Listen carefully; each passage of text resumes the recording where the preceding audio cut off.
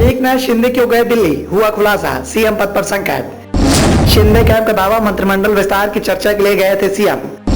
NDA गठबंधन के नेताओं ने खोल दी एकनाथ शिंदे कैंप के दावे की पोल।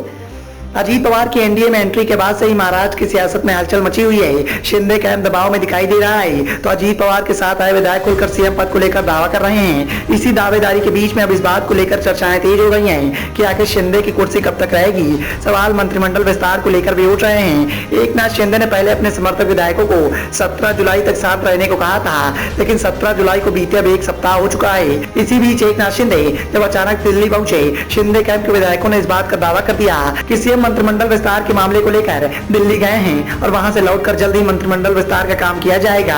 दरअसल शिंदे समर्थक विधायकों का मंत्रिमंडल विस्तार को लेकर सीएम पर जबरदस्त दबाव देखने को मिल रहा है। महाराष्ट्र में जय महाराष्ट्र किसी को विदा करने के समय बोला जाता है, यानी विधायकों ने एकनाथ शिंदे को इस बात के संदेश भी दे दिए हैं कि अगर मंत्रिमंडल विस्तार नहीं होता है और उस विस्तार में उन्हें मंत्री पद नहीं मिलता है तो शिंदे कैंप में बड़ी बगावत हो सकती है।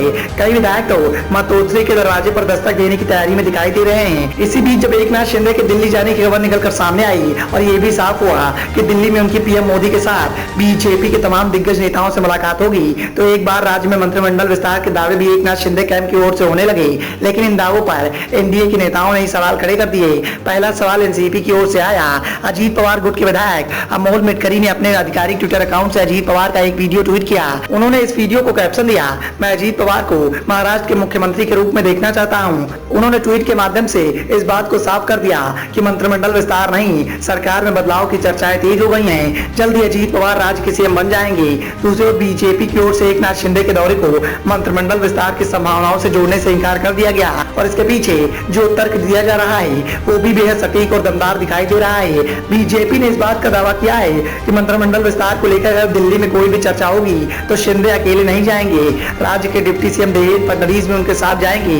अभी तक तो राज्य को लेकर जो बड़े फैसले हुए हैं वो फडणवीस से पूछकर उनकी सहमति से ही लिए गए हैं। ऐसे में अगर शिवसेना इस बात का दावा कर रही है कि शिंदे अकेले ही मंत्रिमंडल विस्तार की बात करने के लिए दिल्ली गए हैं तो उस दावे में कोई दम नहीं है। और अब तो गठबंधन में अगर मंत्रिमंडल विस्तार की बात होगी तो उनकी भी सहमति ली जाएगी। अजीत पवार भी मुंबई में है। बीजेपी और एनसीपी के दावों से साफ हो गया कि एकनाथ शिंदे की यात्रा का मंत्रिमंडल विस्तार से कोई वास्ता नहीं है। ऐसे में एक दावा अजीत गुट की ओर से किया जा रहा है जिसमें कहा गया कि एकनाथ शिंदे का इस्तीफा लिया जा सकता है और इसीलिए बीजेपी हाईकमान ने एकनाथ शिंदे को बुलाया है, क्योंकि शिंदे राज्य में एनडीए को मजबूती नहीं दे पाए हैं जिसकी जरूरत एनडीए को है, खासतौर पर मुंबई और पश्चिम महाराष्ट्र में। और एक आम अजीत पवार के एनडीए में आने से पूरा होता दिखाई दे रहा है। अजीत पवार के एनडीए में आने के बाद बीजेपी महाराष्ट्र को लेकर निश्चिंत दिखाई दे रही है। ऐसे में इस बात के सवाल उठ रहे हैं कि क्या एकनाथ शिंदे 15 अगस्त के बाद इस्तीफा दे सकते हैं। अजीत पवार 15 अगस्त के बाद राज्य के सीएम बन सकते हैं। दरअसल एनसीपी के कई विधायक भी